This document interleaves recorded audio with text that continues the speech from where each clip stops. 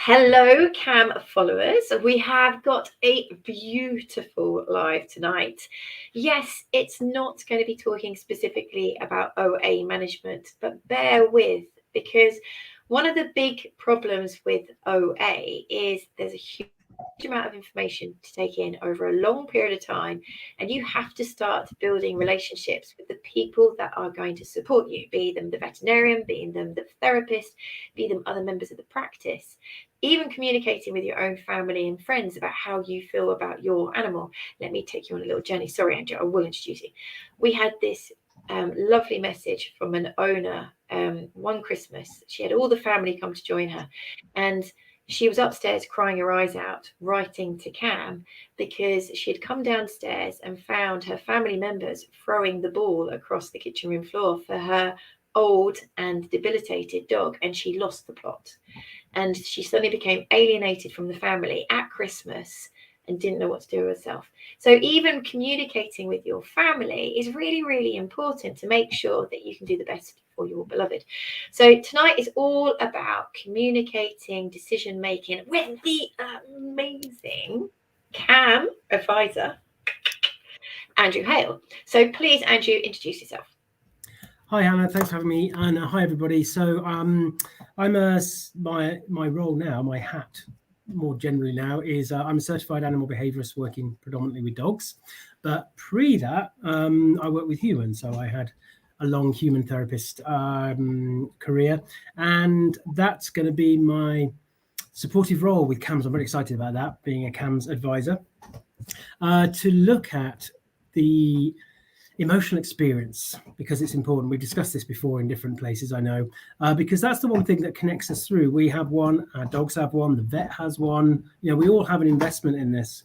And the thing I'm hoping to offer for CAMS is to look at the psychology behind a lot of these things. And today, obviously, we're looking at communication and decision making. And that's such an important part of the process, and definitely linking it back to the great resources that CAMS has to offer to help in this process. I think that's going to be important. That's a little bit about me. I must just say I've got my puppy chewing stuff behind me, so I don't know how loud that is. It sounds really loud. Okay, and I just need to button and say we've done lives before, guys, about other really difficult topics such as anticipatory grief, etc. So what I will do is endeavour to put links to those resources as well, because Andrew's been here before. Before we start, I must just shout about our children's book, which Andrew knows all about. This is definitely one of my favourite CAM resources, and I have high expectations that this should be sold with every integrative or pharmaceutical intervention involving pain in animals, because you know as well as I do that we quite often don't identify the signs of pain, and we don't allow our dogs the space that's needed when in pain. So I did a post today saying, we know what it's like when you've got maybe backache and you get a bit grumpy and a bit intolerant, a bit frustrated, and you snap at someone, snap at the kids. You just haven't got enough time. Well, that's how we do it. We do it verbally, but dogs might do it differently. It doesn't mean that they're bad, but they're just saying, I'm not coping. Just come on, I'm not in a good place. But the difference is with dogs is that they quite often will get alienated. They might get rehomed. And even worse, I've put plenty of dogs to sleep that families no longer feel are suitable to be at home.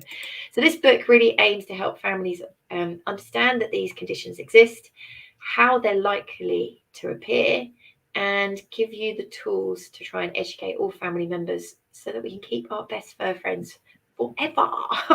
We don't want these sort of things to happen. So please do support CAM. It's available in the shop. I'm sure one of the CAM ambassadors will do a link.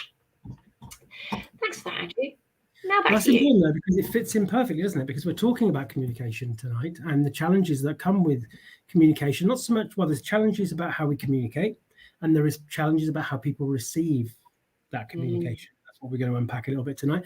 But this is a great resource, and I think also I love this phrase, which is one I'm peddling a lot at the moment, which is supported awareness. Supported awareness. And when we invite a child into this, especially with a book like that, I think the relationship to the topic for the parent or the guardian who's sharing that with the child also changes.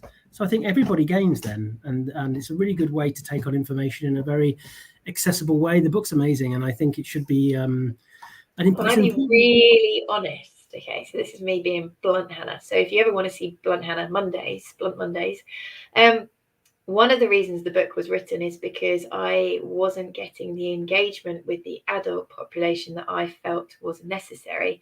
So knowing that people, like to purchase things, they like something tangible, they like some entity. And I really felt that it would be a good way to get the kids to educate the adults. Because adults are busy, we got so much going on, and is it really worth the time? Because we've got so many other things we need to do. And I just was like, right, this message needs to get out. It's a book, they can buy it, it's pretty, it's a resource, it can be on a bookshelf, they can give it to friends, but also at some point they're going to read it with their kid, or the kid's going to read it to them, or the kid's going to recite something from it. So it's very manipulative. Why not? And I think, but that's a great, kid power is important, right? And we know kid power. I'm going to take that. But also, I think children are generally more present because they don't have all those pressures and strains we're talking. One of the things we're going to unpack a little bit tonight is about how our own nervous system response, where we're at, our mood, all these things can inhibit what we're taking on, and the brain just wants to take little bits of information rather than be fully present to what's being said, especially when we're in an emotional state ourselves, which we'll unpack a little bit tonight because of course it's very relevant. But kids seem to be more aware, and they're like, yeah, I get that. This is why they're such great advocates for environmental kind of causes and getting parents to recycle more. And so it's a good move, Hannah. It's a good move. Thanks. You now see that I have my wicked female manipulative ways flow. So let's start. Anyway, come on, crack on. Where are we going to go? Because you told me about this brilliant phrase that you use, and we're going to, as you say, unpack it in stages. Well, it's the SPIKES acronym, so it's not mine. Right, it's gone. It'll come to me whose acronym it is, and I will match it. What I am going to do, I'm going to put together an article for us after this, which we're going to be able to share. So I make sure that I can reference the right people. But SPIKES, anybody who's in medicine, clinical settings, psychotherapy may well have heard of SPIKES, and I think it's a good thing for us to unpack. So what I think I'll do is I'll go through what SPIKES is, as in what the acronym stands for. Then we'll just have a general little chat about framing a few things, and then we'll come back into SPIKES and we'll unpack each individual one, because there's something there that we can really think about when we're thinking about communicating important information, and especially difficult and challenging information, because some of these diagnoses, Hannah, and a lot of them come at quite a late point for that dog, potentially. And there's a lot for the humans to take on board and to emotionally process, and that's what we're going to look at. So SPIKES. Can we just put a bit of context? Because I can see the numbers of viewers are fluctuating up and down. And my imagination is saying people are coming and listening and stepping away going, oh, it's a professional talk. It's professionals talking to professionals. Wrong. Okay. How many times do I have people come into my consult room? You can see them bubbling with kind of questions, panic, fear, worried. They don't know what they can ask me, how they ask me, have they got enough time to ask me? You guys that have these questions, this is going to help you hopefully process it and get the confidence. I want you to have the confidence to stand in that consult room and go, I need to know this, this, and this. This is what concerns me. Because you can see, and I've heard so many owners go, oh, I can't ask the vet that. That's silly. And you're like, no, it's not. If it's worrying you, it's never silly. So if you are an owner thinking, oh, no, it's professionals talking to professionals, it is not. And if you're a professional going, oh, here we go, Cam's trying to teach owners to be empowered. Actually, listen in, guys. We can all learn more about how we can better communicate and deliver aliquots of information that plug into that owner's brain and stay there. Because the truth is, about 25 to 40% of what we say in a consult room is remembered, and 50% of that is remembered incorrectly. That's from a medical paper. So if you think of the thousands of hours I've spent in a cubicle little box room, trying to give owners information that I know is going to change them and their dog's life, and that it's going in and it's going out. You just sit there going, oh, God. So this is actually for everybody. So sit in and listen. Definitely everybody, because one, the professional who's ultimately starting the information chain, thinking about how we can best get that retention. Then, as you say, empowering the person who's receiving it to think about just the psychological element of how we take on information, which we're going to unpack a little bit now. But also, invariably, it will be an information chain. They may well have to pass that on to other members of that dog support network family. So it is really relevant for everybody. It's not just a professionals thing. And yes, that's a really good point. So spikes. Setup, perception. I'm going to read the individual bits here because I always forget which order they're in. Setup, perception, invitation, knowledge, emotions, summary. Setup, perception, invitation, knowledge, emotions, summary. And it's a well-known model. Your brain should be working when you're thinking about the delivery. So you're going to set up the situation, the perception. Oh, carry on. But I'm just trying to make sure that people know it's something, an acronym that they can use. A bit like BRAN. Have you heard BRAN? I haven't heard BRAN. Tell me about BRAN. It's another quick acronym so people can understand. BRAN is from Zoe Belshaw, and it's benefit, risk, alternative, what if I do nothing? So when you're in a consultation, often a way to process as a vet will be, what's the benefit of this intervention? What could the risks be of this intervention? Do I have any alternatives available to me? And what if I did nothing? And she uses that in every consultation to guide and structure her. So this is the same, isn't it? But spikes.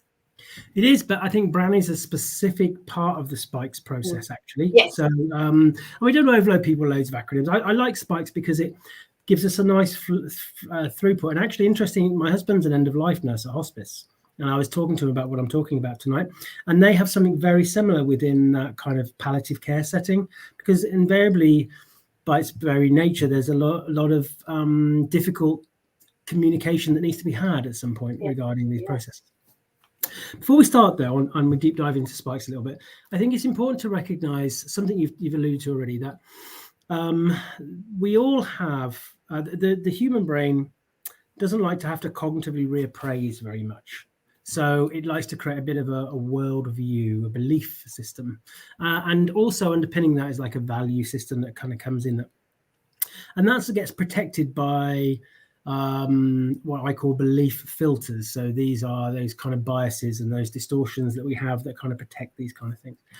And we have to recognize that the state that somebody's in regarding being receptive or open in that moment is very much will very much dictate how much they take on what somebody's telling them, but also how somebody tells them will also have a huge impact on whether or not we're allowing them the chance to be able to fully appraise what's happening or reappraise a situation and to take on information, or whether we're making that more difficult. And I use doors of the brain analogy, same for dogs, same for us. So if you imagine our brains have lots of doors in it, we need as many doors to stay open to properly and safely and rationally process what's happening. Pain, as we know, we talked about this before with dogs, but stress, this is the point about this, big door closers. Yeah. So we've got to try and have a situation. This is why the first S is really important, setup.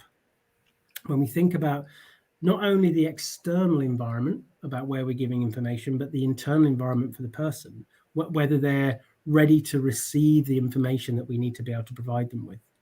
Because we might already have somebody who's got those doors closed already, those doors that we need open for them to really understand what it is that's happening.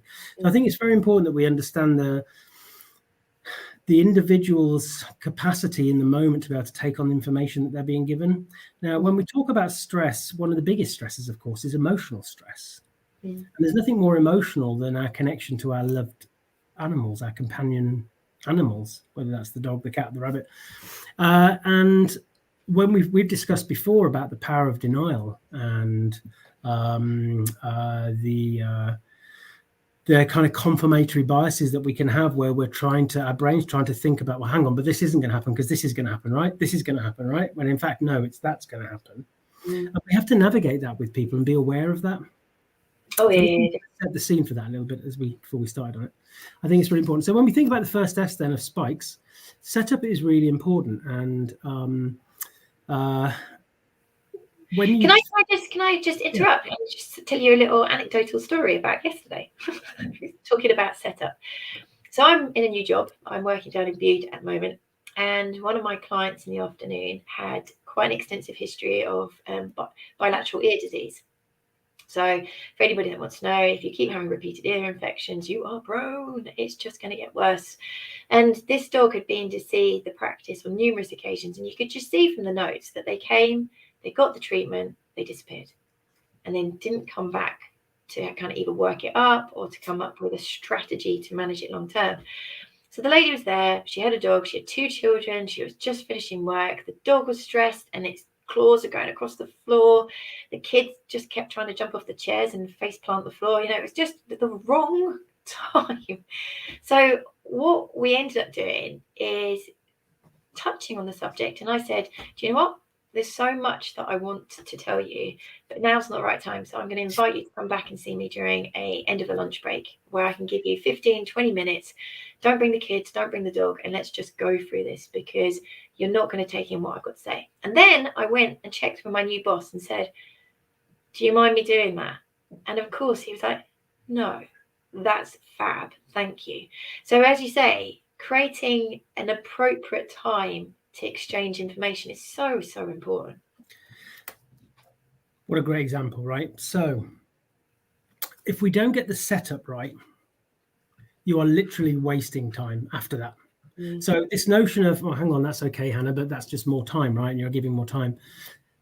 If we're giving information just in a very arbitrary way without recognizing some of these other factors, sorry, puppies decided to play up a little bit, so this might become a very interactive chat. We'll see how we go.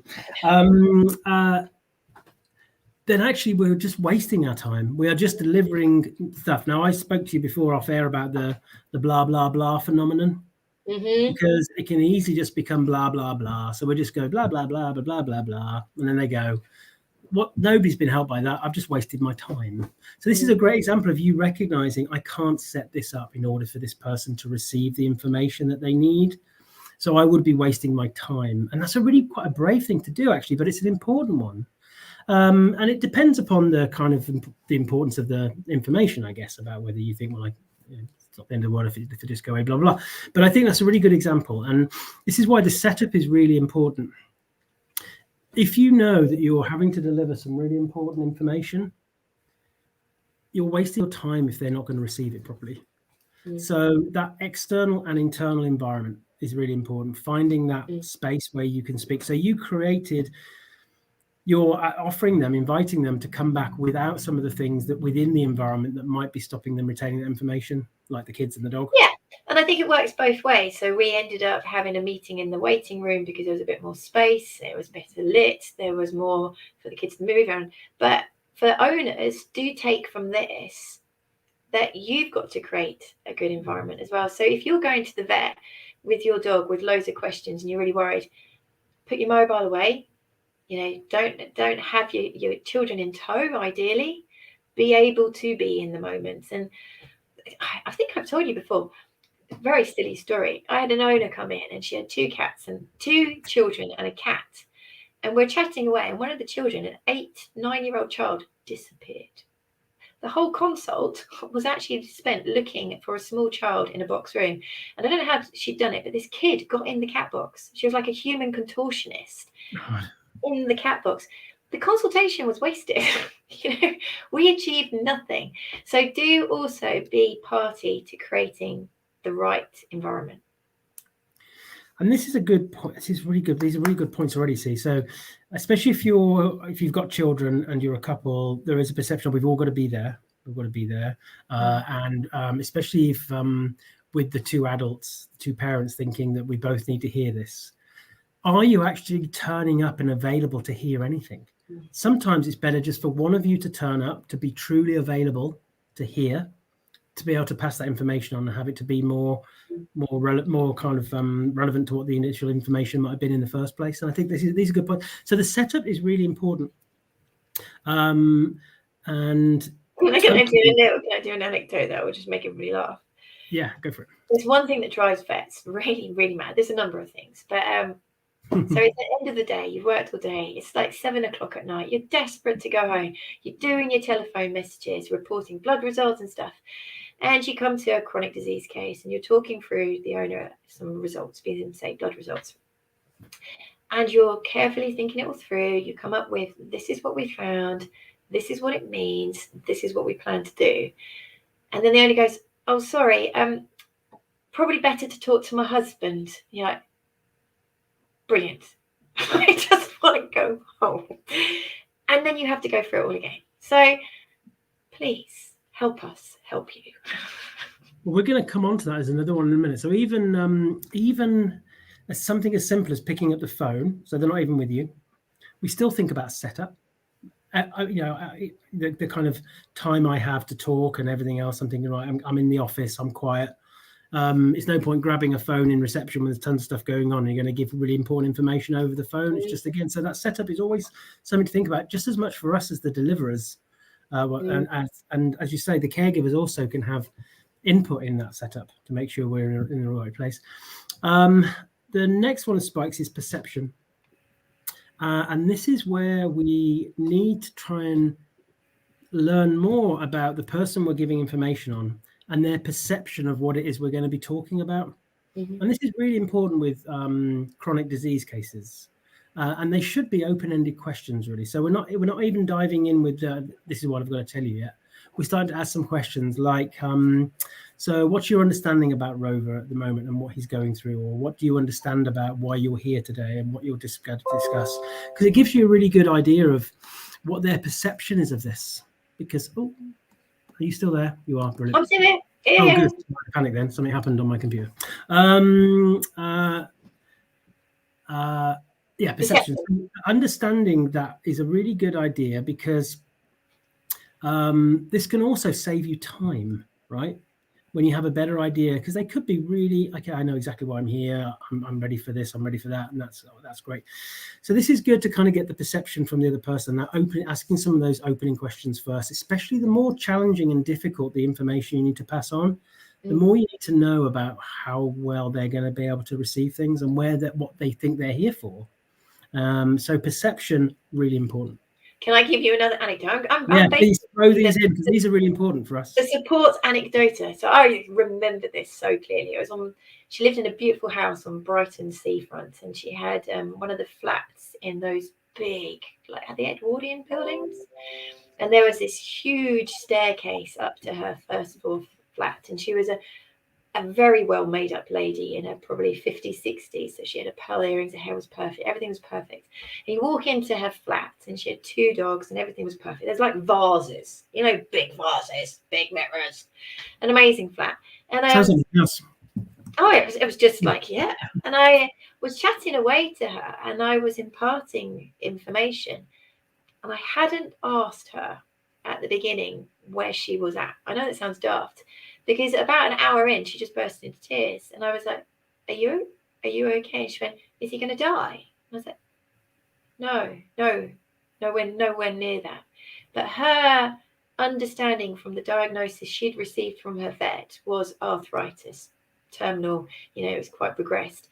And her brain was only there. So when I came in going, oh, we can do this, we can do this, we can do that, she didn't engage at all. Had to start all over again. This is really important. Because the power of this spikes acronym is it's helping us to navigate through some of the stuff we talked about at the beginning about those doors and where people are able to take on information and actually hear what you're saying and not add things to it. Oh my God, you're saying this, oh my God, you're saying that. And this is why their perception, that's a really good example there, because if she'd have had the opportunity at the beginning to say, well, I think you're here to tell me my dog's going to die. Well, I think you're here to tell me this. Then you think, okay, I know where you're at now, what your perception is right now, because that perception is very important. Judgments, expectations, perceptions, they really help to dictate to us what we actually see and hear, which might not actually be the facts. It's just what we are perceiving. So that's why that perception is very important. And just a couple of really simple open questions right at the beginning can save you time. All this is about getting good knowledge retention, information retention, but also saving time. So any professionals listening think, well, I haven't got time to do this. Actually, you're going to save time. Yeah, no, definitely. So I just want to work on reverse as well. Just, again, an anecdotal story. And anybody from Norfolk, please don't take this the wrong way. My first job was in Norfolk. And I had a whole family come in, actually, one evening. And they were... they were all wearing like tracksuits, and they had the tracksuits done up with baling twine. My perception was that they were going to want a quite conservative approach to management. I assumed that they were going to be hands off, not hugely involved. So wrong. So wrong. So is there a way that an owner can deal with a vet's perception and say, I would like to look into all my options. I haven't decided yet where I want to be. Or could an owner say, I'm in a certain situation where the more expensive options, they're just not available to me. So can I concentrate your time on the conservative approach? Or I actually would really like to look into all, intervention. Do you see what I mean? Because us vets, we try and be detectives a little bit in that. The worst thing would be giving an owner that has no financial ability all of these options and then them saying, I need to euthanize, because that owner is going to go away feeling horrific. So what a lot of vets do is they are trying desperately to work with you and what you're communicating to us. We don't want you to go away upset, angry, confused. We're desperately trying to read you. So it might be that you need to deal with vets' perceptions too. Yeah, 100%. I think the one big thing that we must always remember, we need a T-shirt with it on, is never assume, never make assumptions. And I think there's always a risk there, and often we fall foul to that risk, which is that remember that our brain doesn't like to have to cognitive replace. We talked about that before, and it likes to create this worldview. And part of that is those assumptions, those judgments, those expectations. If we work in a very quick manner, we're going to be kind of at the mercy of those because we're not cognitively reappraising. Mm-hmm. And we're going to take ourselves as a professional down a complete waste of time route, like you said. So we have to, this is the pressure. There's a lot of, we can talk about this after we've gone through the spikes, if you like, because, I've done behavioral clinics in vet practices, and I have the luxury of 20 minutes, and I have a behavioral history beforehand and all this kind of stuff. You guys, you get 10, 15 minutes. It's bang, bang, bang, bang. It's very quick. So a lot of this is about learning about how, as individuals, because we're all very different, can just be able to take a breath, be available. This is what I like about the spikes process. There's a great poster actually for spikes, which I'll have to dig out from somewhere, which is great just to have up in the kind of staff room or something, just to remind people to just think, okay, I've got a route that I can follow there, which actually takes pressure off you as a professional now. I'm just going to follow these things. This kind of brings us into the next letter, actually, which is invitation. I'm really suspicious now because Molly is very quiet and she's not in the room. So God knows what's happened. Molly's our puppy, by the way. I like this. This is brilliant. Well done, Emma. Yes, that's very true. That is a really, I was going to say that, but I didn't know whether I could say it in that way. Yes, it's really good. It's a good one to remember, right? And expectations are the mother of all disappointment. I love that saying. So we'll unpack some of this a little bit more as we go through some of the kind of pressures on this. But yeah, the clinician or the professional's assumptions are also important in this. We need to be as neutral as possible. We're trying to build somebody up so that if I was the vet, can deliver the information I think is important in the most efficient way. Mm-hmm. So I'm not wasting my time. You're getting the information you need, and that's what I love about the spikes. Because it's this build up. It's setting up the environment, internal and external, the perception of the person. What have they come today perceiving? What is their perception or expectation? We need to learn that because it can save us some time. Then we have the invitation, which is a really, really, I love this word invitation, because we need to invite people into this process, really. It's not about us in our pulpit just telling them stuff. So this is a great time in this process now. So we've got their perception, to invite them to tell us what they want to know and how detailed that information should be. And I like to use the kind of mechanic analogy. Now, this is not very good if you're a mechanic, but most of us aren't a mechanic. So when we think about this, when we're trying to put ourselves into the shoes of the person receiving the information, I just think to myself, what am I like when I go to the car garage? Because I know nothing about cars, right? I know that's the bonnet and that's the boot and that's about it, right? So how do I want that information to be delivered, especially if it's cost sensitive? Very similar when we think about the vets, when we think about how serious is it. Some people, they just want to know, how much is this going to cost? Is my dog going to be all right? And we've invited them to tell us that. Other people are like, I need to know everything. Yeah. I need to know everything. So again, it's no point you telling everything to somebody who's not receptive to everything. They just want to know this, this, and this. So having that invitation to let them tell us about how do you need this to be discussed, you know, how much information do you need, can be really helpful as part of that process of retention. Because you know yourself with some of your patients, some of the caregivers, the clients, some of them really want to deep dive into everything. And this is where CAMS comes in on every level, actually, because the good thing is when it comes to other people having access to great resources to learn more, once they've actually got their head around what it is, being able to direct people to CAMS is such a great well, it's interesting you said that, because one of our original ideas, and I still would like to play with this, as you can see over the years, we've become a little bit cleverer with like infographics and using a more pictorial rather than text.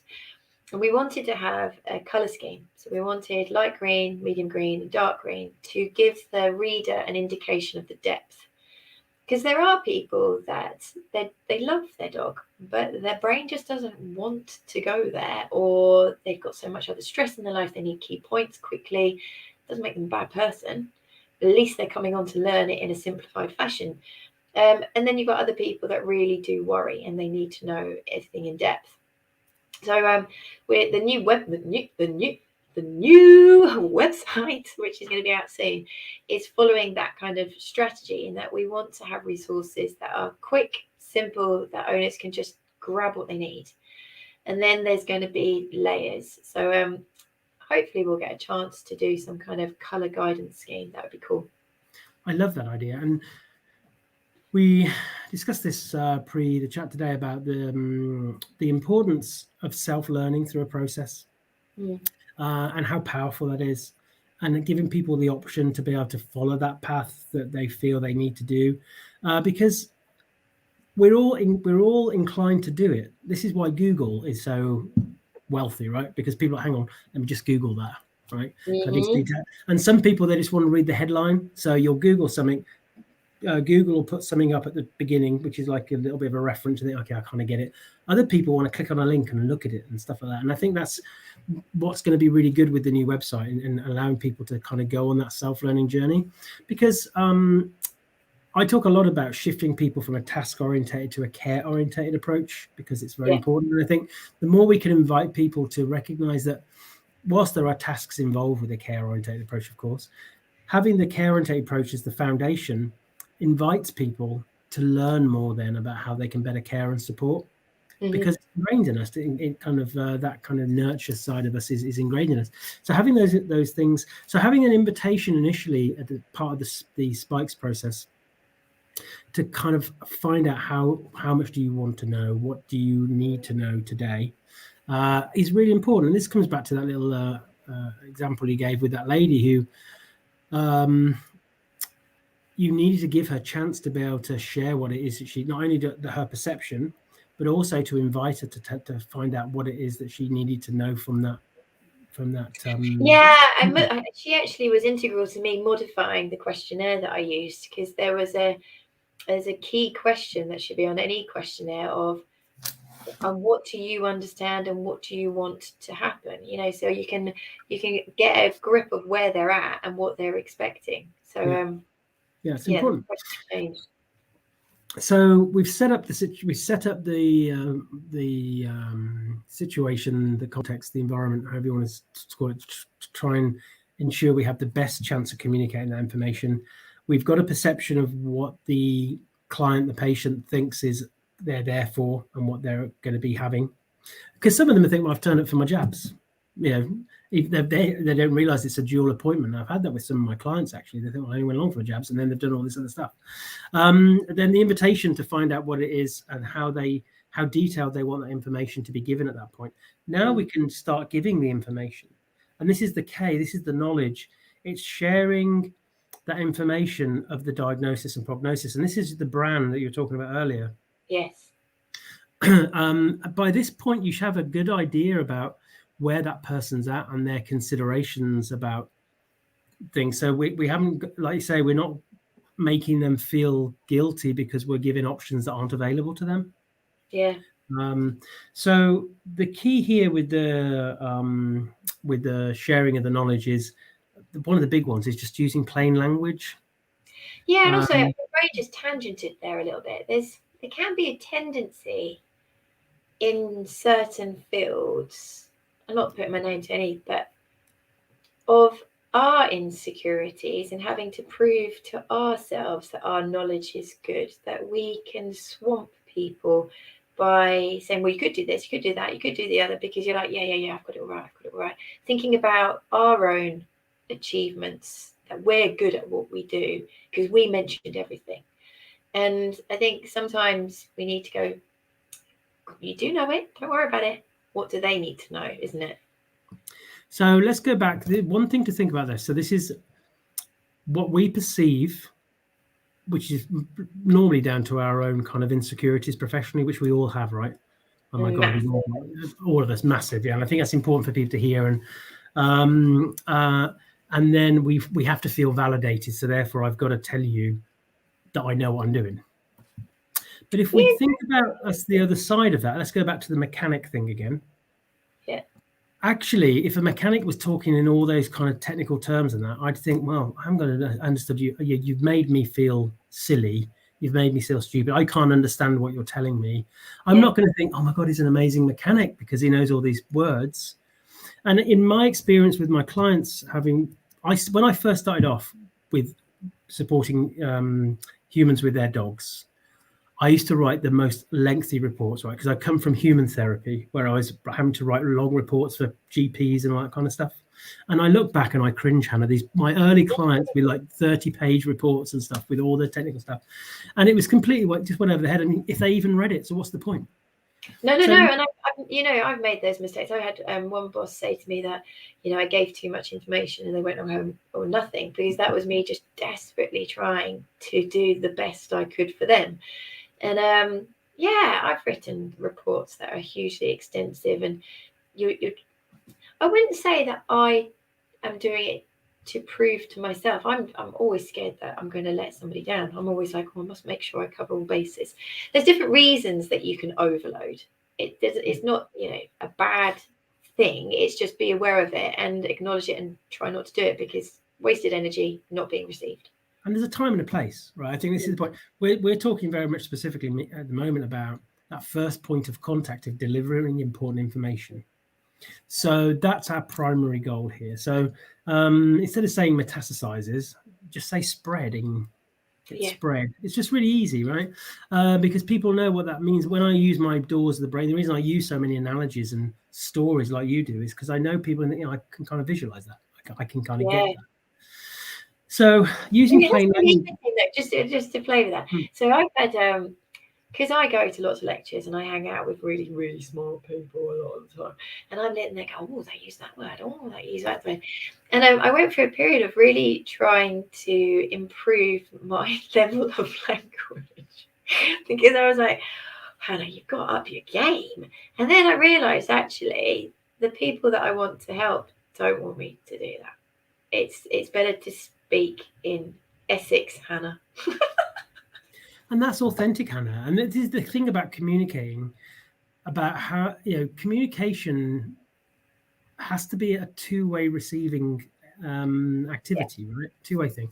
And I think, I'm the same as you. We hang around in similar circles, right? We've got all these awesome colleagues and they're amazing. I just feel, especially when I peeked at people like Kathy and that, I've walked into the wrong room somehow. I'm like, what am I doing here? And when I give my talks and stuff, with you, this is imposter coming out now. Well, we all have it. This is the thing, and I think when I do my educational stuff, I deliberately don't use those kind of stuff. I want to boil things down so people can think, oh, I get that, I get it. Because when we're talking especially when we're thinking psychology, and especially having a philosophical look at these things, it is by its very nature subjective. So we can't be too prescriptive, and I think that's important. And we only have ownership and a reality of our own emotional truth. And that person who's stood in front of you, you've got to deliver information to, it's about them as the receiver at this point. That is the priority for us. Yeah. And they've already come to you as a professional. We've always got to remember that. They're in your consult room, not the practice down the road. They're with you as a trainer right now. They're with you as a groomer right now. They've already made a choice to choose you as an initial receptacle. That's a really good point. Yeah, you don't have to be celebrate after you. We just want to celebrate and to remind of ourselves. And I keep going back to that mechanic thing, thinking if I'm in the garage now, I just need to know in layman's terms that pipe isn't connected to that pipe anymore and that it needs a new pipe. Not what it's doing. So, and even that's probably too technical for me when it comes to mechanical stuff. I had my little mechanic anecdote recently. I'm talking about your emotional state. So you all know my van broke down in my trip to Cornwall, and the brakes went, and eventually after weeks of being stranded in my van, I finally got the brakes done, and my bill was £1,600 for what I expected at the original part of this journey was going to be 300. I thought it was going to be brake discs, 300 quid. And at the end of weeks of stress, the final bill was 1,600 quid. And I went to the desk and I was like, oh, I thought it was going to be a bit less, not 300. I thought it was going to be about 1,100. And then they went, no, it's this is what it came out at. And I found myself getting grumpy, and I was just like, and then I actually said to him, I'm really sorry I'm being grumpy. It's just a shock. And I think you're allowed to do that, aren't you? Because they laughed, and then we all laughed, and I handed over my credit card. But I kind of acknowledged that I was having an emotional moment, and I was like, but it's not their fault. Just you can't control how you're feeling and your voice and stuff, but just tell them that's where you're at. Well, we're coming on to emotions next as part of our spikes, but so we'll talk about that a little bit more in a minute. But this is why I like the mechanic analogy, because we can all relate to it because we've been in that situation. And actually, there is some culpability on the side of the garage because, you keeping people informed. A good garage would be phoning up and saying, actually, do you know what? I know we said it's going to be about 900, but this, and this, so it's more likely it's going to be a bit more 600. So it's inviting, that's the invitation thing again, to almost give consent through that process. Yeah. There's not a lot you can do in the same way with operations and stuff. You can't just necessarily bungle all the organs back in and zip them up again. There comes a point where you have to follow through, but it's just being people aware. So if your poor van is in a state of unroadworthiness, at least you're prepared. So that's why you were grumpy. Now, as a vet now, that makes you think, oh, now maybe that's why some people might grumpy when they think they're coming in for a £150 procedure and it turns out to be £1,000. Yes. We're making sure that we're keeping them in that loop a lot. And there's when we think about setting people up for something that could be potentially emotionally taxing, very important. Something that is potentially going to be financially taxing, equally so. Yeah, because there's a huge amount of emotions around. I acknowledge that this is probably difficult to hear at this moment. I acknowledge that this is going to cause a little bit of stress, and I try to say I'm with you there. I would be the same as you. If I was in your shoes, I'd be feeling what you're feeling. I can't tell you exactly what you're going to feel, but I don't know. Is that right or wrong? That's exactly right. This is the next little bit we're going to talk about with knowledge about how we put that across. So we're talking about using plain language. We're talking about using shorter sentences. So we just put little chunks over with gaps to get feedback. But starting the difficult stuff with a form of reference that we can all connect to as a human being. I've got some really difficult news to pass to you now, or this might be a bit difficult for you to hear. And I think it's good to start with those little frames before you give that bit of information. And again, what we can do very easily, and we've all been there, oh my God, so I'm trying to give you a bit of information now. My heart's breaking because I'm going to give you some difficult information. I'm going to end up, if I'm not careful, going, blah, blah, blah, blah, blah, 'cause I'm going to keep talking. I want to try and frame it right so it doesn't sound quite so bad, blah, blah, blah. It's better to be truthful, and it's better to be factual. It's better to give it in small chunks at the beginning and just give that information that needs to be given in quite a raw way, because they're more likely to be receptive to it. The more words you put around it, the more that message is going to get lost. And I think just starting to frame it by saying, this is going to be difficult, this is going to be challenging, is a really good place to start, and then give that information. The sentences should be quite short. And the most important thing here about passing this on knowledge on is giving those little gaps, just having a little breather yourself. And the thing is to keep an eye on them and their body language. Are they starting to get quite emotional now? Do they look like they need to say something? I think it can be very, we can get very frustrated as professionals thinking, I'm trying to tell you something important here. And you're trying to interrupt me. But they might need that. They're like, hang on, there's that one word you said there, that giving them chance to, if we don't give the little gaps, they won't. And then they just won't process. And I totally agree with that. Like I'm doing it now with you because I keep wanting to say stuff, wait, and then you're giving me gaps to jump in. But if you do have a section where they need to hear it all the way through because you're going to answer their questions, I've done this job for 20 years. I know that I will answer most of your questions. I'll say to them, right, just give me the time to tell you what I feel that you need to know, and then we can do your questions afterwards, because I'm sure you will have them. Because as you say, also some of us have a bit of a flow, and we've got a structured organization ahead. So if you're an owner and your vet says, just let me tell you, it's because it's structured in their head, and I'm going to answer your questions afterwards. So it can work both ways as well. Otherwise, we miss things. That's good point. But even that delivery, when we think about what we know psychologically about what person might be taking in, even they should be quite short. So I think it's good, again, framing is so important. So it's saying, look, I'm just going to give you some information now. If you could just let me finish what I'm going to tell you, and then we can ask some questions. You've framed it for them so they know. But it's no point you then going on a huge diatribe that takes the next 10 minutes.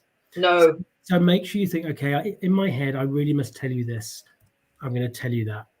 Break. Any questions? Great. Now I need to tell you that. So I think it's just a case of getting that balance between the two things. Definitely. I think that framing phrase is brilliant. Framing each kind of section. This is what I'm now going to do, so that their expectations are being managed. Definitely. Hugely. And it's the power of framing is that it gets parts of that brain ready for what comes next. So that it comes back to that supported awareness again. We were talking about earlier, that great phrase, supported awareness. We're supporting them to become more aware of what the situation is for their pet.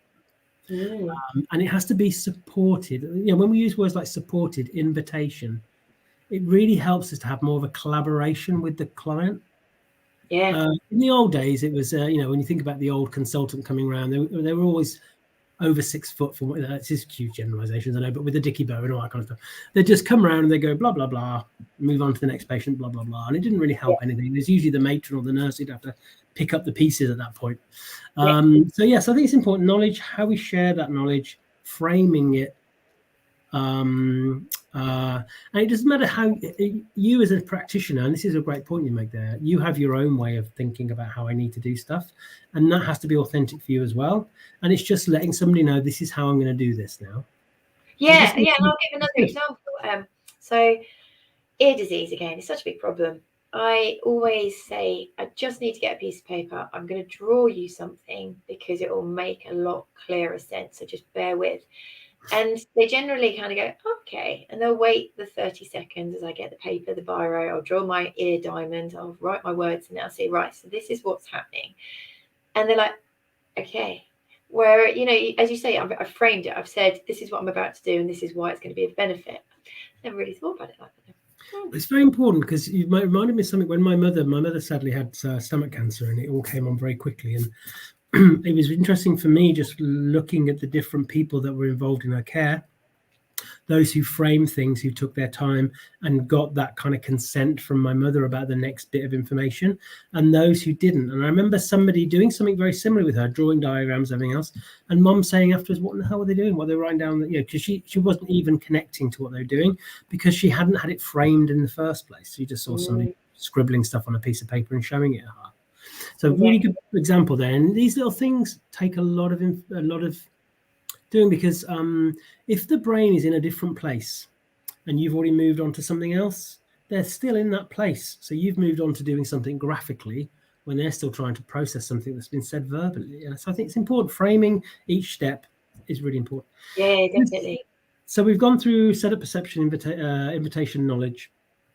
Each one of these, huge amount to unpack. And I'll do this a bit more in the article, just make it a little bit more. But then we come on to emotions. And this is really important because you've talked about it a lot with your examples today, with the different things that you've discussed and shared. Like that lady who she just needed to cry. She needed to offload. I didn't see it coming. I was ashamed of myself. I didn't expect it at all. It was a bit. But look at what that event did. You even went and changed stuff on the back of that event. So this is the point. As long as we're learning all the time, we're always learning. It's tough to be us, let alone try and support another sometimes, right? So we have to learn, and sometimes we get it right, sometimes we don't. And I think this is the thing about emotions. I think you got emotional when you went to pick your van up. And this is a really important part. There's a great phrase, which is being able to validate another's emotion. And definitely when you're giving information that is difficult or challenging. So no emotion is wrong. No emotion is wrong. And interesting, when I was talking to my husband about this, and I said to him, what about anger? And he said, well, whilst we don't want abuse, because that's difficult, we have to recognize that. A lot of people will get angry. In fact, what we know is a lot of that anger will move on to more abuse if that anger isn't supported or validated. So, when you I remember once speaking to somebody on the phone, again for my mother. So my mother was getting loads of really nuisance phone calls, and I just wanted something sorted out about it. I spoke to somebody at a call center. They were like saying things like, oh yeah, I know how you feel. And I was thinking, you don't bloody know how I feel, because they weren't saying it in a supportive way. And I just said to them, and I might have raised my voice a little bit about my mother, and instantly they said, I can't have you raising your voice at me, blah, blah, blah, blah. So that just got me more elevated, right? And I think this is the thing about validation emotion. So within the hospice setting, if they feel somebody's likely to be because they know that person, then they'll set the environment up. It goes back to the setup again. They'll set the environment up. So they might invite them into the room, and the person giving the information might be closer to the door. So they can say very easy, look, I can see you getting upset. I'm just going to let you have a few minutes just to think about some things. I'm just going to go and see another patient. I'll come back and see you. So they can make an exit without having to go past them or having to kind of make them feel uncomfortable. So I think validation of emotions is really important. You were angry at that desk. Yeah. That was diffused through humor, which is often but also a recognition of why. Yeah, and it was fine. The person behind the desk was thinking, yeah, that must be quite a shock, right? It was a bit of a blow, isn't it? But as you say, emotions are there for a reason. It's how we choose to act thereafter, isn't it? And recognizing that when we're in a certain emotional state, some of that self-regulation, if you like, some of that ability to cognitively control is less available to us. And definitely our ability to listen at that point is starting to be compromised. Yeah. So we have to allow that emotional thing to happen. I've been in situations myself. I remember we had one of our dogs euthanized at the vets, and I was an absolute mess, and they couldn't get me out the door quick enough. And it was just really difficult then. And and it's always stuck with me, and I had to go through a crowded reception area, bawling my eyes out in a bit of a mess. So many practices are just not equipped spatially to deal with these things. It's horrendous. Okay, as you say, from my perspective, I'm sitting there going, God, I don't know how I'm going to be able to allow this person to leave with their dignity. How can I get them out without them? There's so new vet practices often are incorporating the room. So there's a separate entrance in a different part of the building. So things are changing. I think we're becoming a lot more aware of this. So, but it's never right. I'm sorry that you went through that. And I think if there had been this thing about emotions and validating my emotions, even if somebody had allowed me to have a moment and supported me in that moment, and we talk about boundaries all the time, professional boundaries. Boundaries should never be barriers.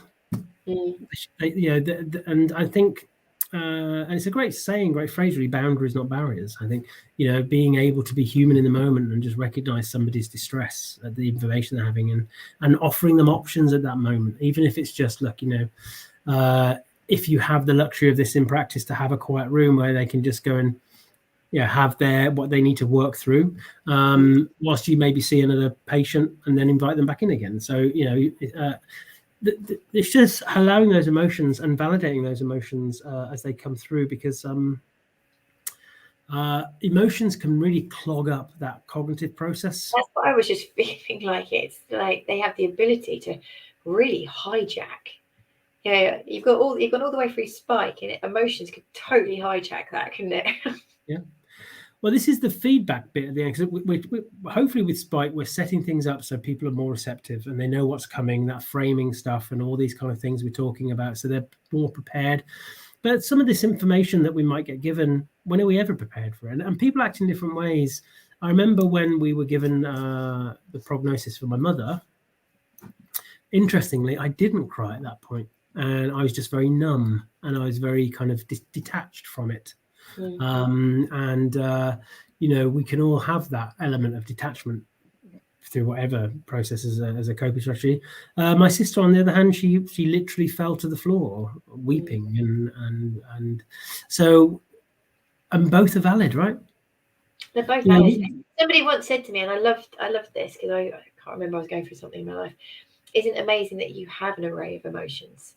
Yeah, what a gift. What a gift. Otherwise, we'd be a bit monotone, wouldn't we? Oh, and this is the nature of the emotional experience that I talk about a lot, that whilst we all have one, and we know science tells us about what that functionally looks like, neurologically, physiologically, biologically, those emotional experiences will be unique to us as an individual. Nobody else on the planet will experience how I experience it, because it will be unique to me. You and I could be in the same place, same time, doing the same thing, and experience something very different based upon a wonderful plethora of different things that kind of create that notion. And the emotional output will be different as well as a result. And I think, interestingly, those who have a big emotional outpouring can be sometimes have a roll of eyes from others. But equally, this perception that because somebody isn't emotional, that somehow they don't care. So they will be emotional. The thing about emotional responses, we can't not have them. You can't stop them. Some people are better at not showing them. That's the only difference, that they're more stoic about it. But it doesn't mean they don't care, and it doesn't mean that it's not, and it can be this thing about assumptions again, assuming, oh yeah, Andy took that well, didn't he? Brilliant. But you don't know what's happening in the car afterwards, or on the drive home, or days later. And I think it's recognizing that. Yeah, I am. I'm going to make everybody's heart absolutely ache. And this one, it was Christmas Eve. I was working in Brighton, and I had to euthanize an 84-year-old guy's dog. It was his sole companion. He lived on his own. He'd owned the dog when his wife was alive and she had passed. I was sobbing. He kept a straight face. And I can remember saying to him, "Are you going home to somebody?" And he was like, "No." And makes me tearful now. But he managed to just keep it together. I was like, God, I'm not that. I'm already tearful. And this is a difficult thing I want to say now, because it might contravene many professional boundaries that we think about. But I think as individual professionals, as human beings, sometimes we do a bit more. Sometimes we remember, those boundaries shouldn't be barriers. And I think one of my vet nurse friends had a very similar situation. It was an older lady who's they had to say goodbye to her dog, and it was towards the end of the clinic, and she offered this lady a drive home. Now that sounds, many professionals say, well, that's really outrageous, you shouldn't do that. But to her, she thought, I'm not having this old lady go home on her own. And she took that choice. And I think that's okay, isn't it? Sometimes I think if you're able to and you can connect in that way and do that a little bit more, and actually our vet nurse colleagues, they're so important as part of the process, and the receptionist. Everybody has a role to play in that care support journey for that person who's had that difficult information. And vets have the most pressure put on you time-wise, and often it can be the vet nurse that we can call in and say, look, could you go with Mrs. Bloggs and just show her that leaflet, or explain a bit more of the process, or Mrs. Bloggs actually has, because we've had the invitation part of Spikes, would like to know more. Can you just explain a little bit more to Mrs. and then show her the CAMS website or whatever you want to do it so people can look at that. But I think those moments, this is the thing about emotions, right? There's a great saying, which is emotions will always find a way out. And that includes us as the professional. And sometimes you've got to do stuff. I'm going to do another anecdote, and people are going to go, right, she is wacky. I got to the point that I had to have some counselling from the amount of PTSs that you do throughout your career. You can habituate to it, you can kind of grow resilience to it, or sometimes it can just eat you up. And I ended up having to talk things through with somebody because it was getting too much. I still cry. I'll be the one that's got a tear running down, but I have not had anybody complain about the fact that I haven't managed to retain a professional demeanour. And I think that says quite a lot, really. And what is this thing we talk about, being professional? What part of ourselves as a human being are we expected to compromise to be professional? And I think training is great, a sense of professionality is great, but I think we connect through our care circuits on a more primary level than anything else. Mm-hmm. And you're not in your job to see animals suffer or to die. So that's why it's so tough and it's hard. And I think this is where supervision is so important. I don't know whether there is enough in the veterinary profession. My husband, right? He's a veterinarian. He's a end-of-life nurse, right? He gets supervision once a month. He gets the chance to be able to offload and get support. Well, look at this. I love the fact that Natalie's just written this, because I think I do think that we've got a lot more awareness, a lot more mindful, a lot more mental health awareness. But as you say, there's nothing structured in as a preventative type thing yet. So there's two things about it. One, I think there's something for bodies like the RCVS. I think the notion of pastoral care is missing in many membership organisations and associations. The same in my industry, right? I'm really proud to be accredited by the Association of Interdogs, who are, as far as I know, the only association that offers free initial counselling. So it's something that I helped set up when I was the chair there. So if you need to, you can see an independent certified therapist counsellor, and the association will pay for your first session. Wow. Which is at least an intro. But one thing to also think about is the element of looking after ourselves. So I genuinely think, I'm talking my industry here primarily, but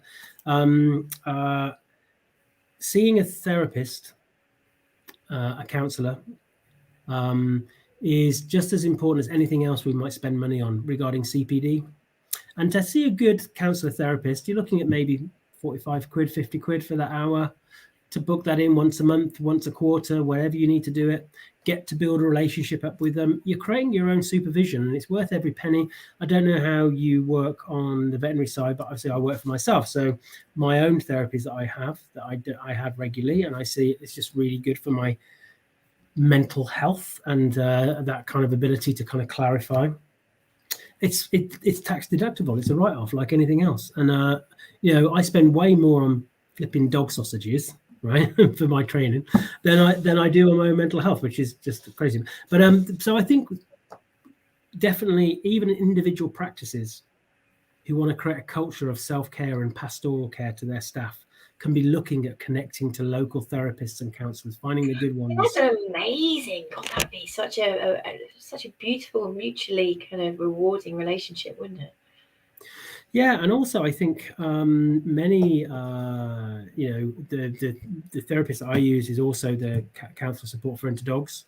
She loves the idea of being able to support people in the animal care professions. So I think this is important. Emotions are important. They offer us as well. And in my early psychology career, I worked with people who had come from the military, and we see a big problem there, of course, where training is amazing, and same with you, training as a vet, training as an end-of-life nurse. But that training can fail, and does, if the emotional load becomes too big. So actually, I would argue, any practice managers listening, looking seriously at the pastoral care of staff will actually save money in the long term, because you won't have so many absences, you won't have such big turnover, you won't have so much time needed for burnouts and compassion fatigue and everything else. And I think, it's a bigger question there. Yeah, it's definitely a massive topic. I'm looking at the time and just thinking we've got S to do, haven't we? So S, so emotions. So this is the final thing, and this is summary or strategy. And this is the most important bit in a way. So we've gone through all the spike stuff, trying to deliver the information in the way that the person can best retain it, given the information that's needed. Remember, we've invited them about how do you want that information, and we've given it to them and that thing. Then we've got the summary of what we've discussed, but also the strategy moving forwards, the plan. And a stepping stone approach is by far the best thing, because especially when we think about palliative care, supportive care, the brain wants to move to the end. Well, as you know, the end, when we think about palliative care, and this is something my husband talks about as well, actually, people think, oh my God, that means they're dying. Well, we're all dying. We're all dying right now, right? It depends when, if you want to look at it in that way. Palliative care can mean years of supportive care. It's not necessarily just a couple of weeks. And I think we need to educate better about what palliative care means. It's about recognizing we can't change the end outcome, but we can provide support during that process, and add longevity quite often by getting the right support and making lifestyle changes and all these kind of things that we look at. So I think the thing with the strategy side of things, offering that plan ahead, it is about a roadmap. And we've already touched upon final destination stuff, because that comes in the knowledge. It's a case, what's our next destination? I like the train analogy for us professionals, because we've all got on the train today. And then at some point, as a professional, I'm going to get off the train. They're going to keep journeying it. But at certain points, I'm going to keep coming back onto the train whilst we follow that journey through. And I think when we think about the strategy, again, for people to think about it, it's what's the next step is the most important thing to mention, because they can process that better. I've been in situations where I've heard, not in a clinical vet setting, but with my own health and family members, where loads of information about the future is being given. A lot of it is kind of, well, if this happens, this might happen. If that happens, this might happen. And it's like, whoa, what happens next? That's what I need to know. And going back to the mechanic analogy, well, what happens next? Oh, well, we've got to put a new radio in. Okay, I get that. We need to keep off the road for a week or whatever. So I think the summary bit at the end, the summary and strategy is the most important bit, really, because we've built up to that. What happens next? So we know why people feel like they're left a little bit hanging. There's a little bit of a conclusion. It makes them feel that they've got a direction. Really, really important. A lot of people on Holly's Army, not a lot, but it's mentioned every now and then, is people feel that they've gone to a consultation, they don't feel they've got a plan. They've received a lot of information, but they feel they don't know which direction they're going, and that's why they've joined a forum to try and start creating their own plan. They've gone Lone Ranger. All professionals, be you a therapist, be you a veterinarian, be you a vet nurse, try and think in this manner, come up with a summary strategy. I think it's really essential. And also that could be even just, we'll see you in a fortnight. And I think one thing to think about here as well is with my own clients, if I say to them, oh yeah, well, I'll get in touch in a month's time or whatever, I'm probably never going to hear from them. Some of them, if I'm saying, right, I'm going to book in a phone call for 4 weeks, it's in the diary. They're more likely to turn up. And I think it's the same in the vet practice. You talked about earlier about the bilateral ear disease and sending somebody off and then never seeing them again. It's a case of saying, right, we've gone through the spikes process. We've done our little roadmap. We know what we're going to do. And the next step is, here's some whatever it may be, some treatment you might be giving or some supportive stuff. I need to see you in a month's time. Speak to them on reception. They'll book you in. Yeah. So it's just there. And some people don't. Some people do come off that train themselves. This is important. And there could be a lot of reasons for that. And we can't always, we've discussed this before in our lives about, we can't ultimately be responsible for outcomes. No. We can be responsible to try and get best outcomes, but there are so many factors about why people come away from a support process or a clinical intervention process. And then, like, even just yesterday, I was just in my head processing the lady with the dog with the ear disease. Having looked at her history, the fact that she didn't keep coming back, I left the invitation with the ball in the court, and I confirmed a number of times, I'm here, I'm available for you. Just contact reception at any point and we can have that time together. But I always say, but I'm going to leave the ball in your court. So I've passed the baton to them. I'm here, but you now need to make the next move because I don't want to impose myself on you. Whereas I've got other clients that are on board and I'll say, right, I'll phone you on Thursday and I'll put a note in the diary. But it's again a judgment, isn't it? Of you don't want to force someone to go on a journey with you. Or if they're already on the journey with you, you can book them in and, lead the way. And that's where the invitation is very important, inviting people, and that supportive awareness is important. And ultimately, if people don't engage with the process, if they're under duress to do so, you're less likely to get best outcomes. And this is why this spikes process can be really helpful to try and set up as many of the variables as possible so they have a better chance to be able to support those best outcomes. And I think, yes, we've angled it a little bit more from the professional helping the owner. But I'm processing in my head spikes being understood by the owner is a very good way to go into a consult as well, because at the end, you can ask for a summary. You can say, I love all the information you've given me. Can we just confirm what the next step is? And I think...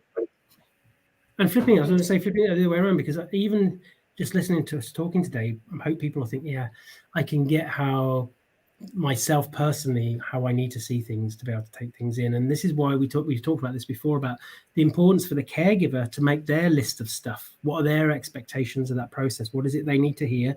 How do they need it to be given? So if you have both ends understanding the psychology of that communication, it makes it a lot easier. Oh, absolutely, because we're all stakeholders in this, It's always difficult when people might join the forum and they say, well, my vet didn't do this, my vet didn't do that, my vet didn't do the other. And I'm sitting there, were you a client that was engaged? Or did you have your phone out? Were you looking out the window? Was your kid running around? Did you have a face that was really non-receptive? Did you ask me questions? Did you ask me when you wanted to be seen again? Have you expressed any concern about the medication? So from a vet perspective, hearing somebody else being less kind to their clinician, I'm thinking, well, I think you'd have to be eyes in the room to just see if it really did pan out how you think it did. Yeah. So please, guys, go into your vet consultation with a kind of understanding structure and make sure you get out of it what you're hoping to. And if you don't, say, I was really hoping that this might be cleared up in my head, or I've been really worrying about this. Can we just have a couple of minutes to clarify this? Or can you point me towards a resource that will help me with this? So do take some responsibility of getting what you need. So on that note, we've been going for an hour and a quarter. Okay, sorry. I was just going to say one thing to kind of plug the CAM side of things, of course, because especially when we think about giving people the opportunity to find a good resource, it just makes sense. It just makes sense for that guided learning process for people to be able to say, look, this is what we've given you today. Here's a great resource, because they're going to Google something. A lot of people will. So take that pain away from what Dr. Google might give, and give the CAMS reference. This is what's so beautiful about what you've created at CAMS under one roof.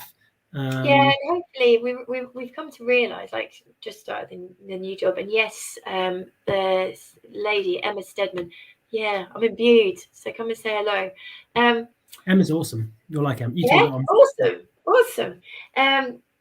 Having talked to my new bosses, they were completely unaware about all the resources that are available. And I was like, right, actually, I need to be able to signpost them better. I need to have a flow that people can, naturally fall upon the huge amount of stuff that's in that site.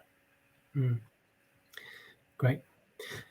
Good. Well, it's always good to see you. Time flies by. Natalie, I will answer your question. Well, let's quickly do it now, just very quickly. Have you got time? If an owner is in denial and seeing several vets at the practice, how do you get them back on board? Okay, so Natalie, one of the reasons that we created CAM was because I was really, really aware that there are owners out like that who are, maybe they feel they've spent money, spent time, spent energy and got nowhere.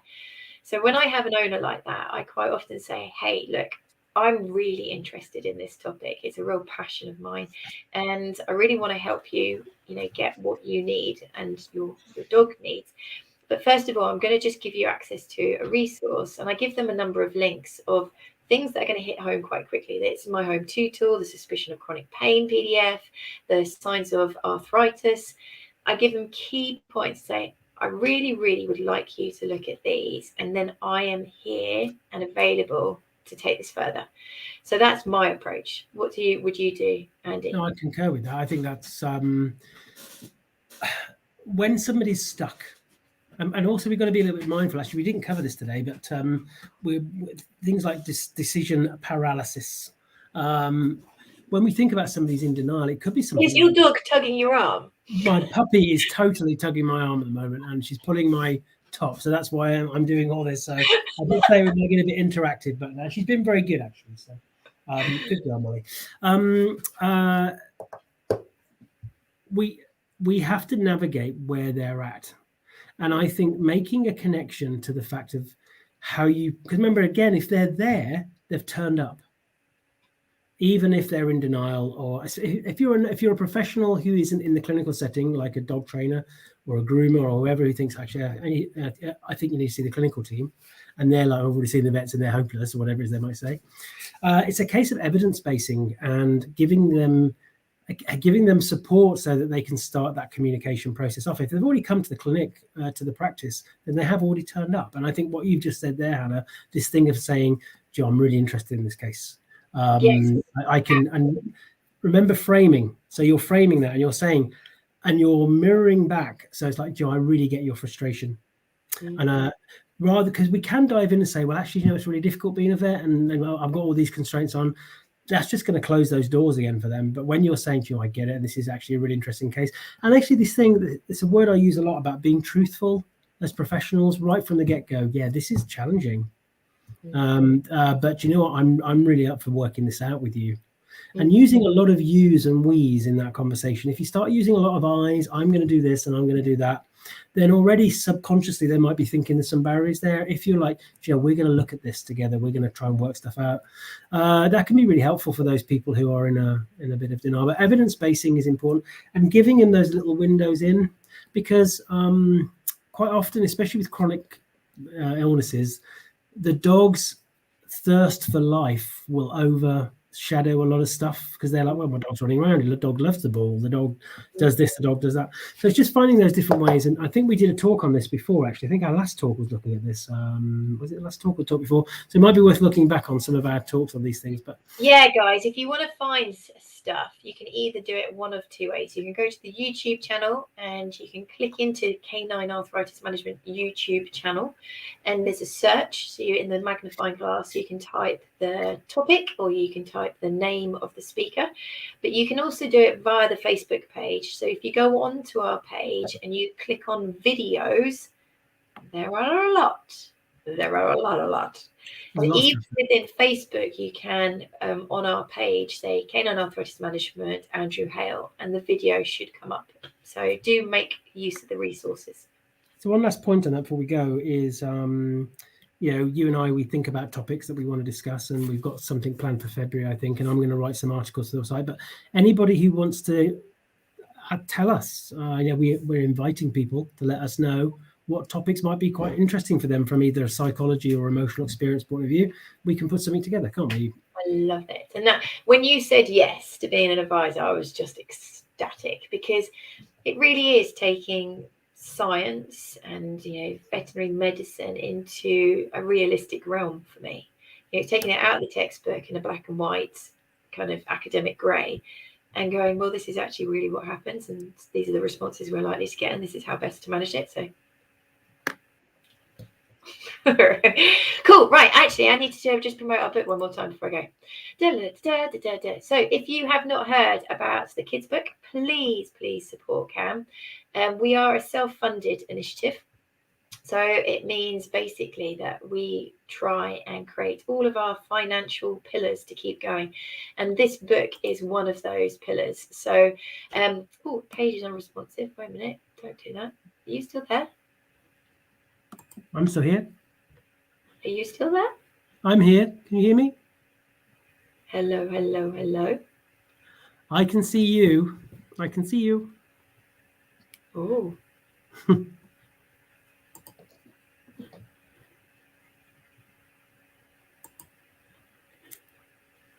Hello.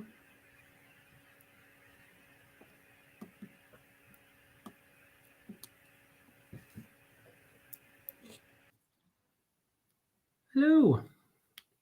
No. So I don't know where Hannah's gone. I think we might still be live. It says live in the corner. So just in case, I'll wrap up and say goodbye to everybody on Hannah's behalf, just in case we're together. So keep an eye open on the CAMS Facebook group for other, I think on the events page, there's quite a few lives coming up. And if you want to check out some of the chats that Hannah and I have done, as Hannah says, you can search those in.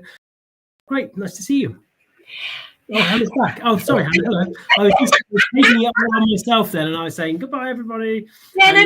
What just happened then? It just said, "Hannah, don't like you anymore. Goodbye." No, cool. Have you said goodbye to everybody? That's great. Then I will go and get on with cooking dinner. I hope you too. See you soon. See you later, Bye. Bye.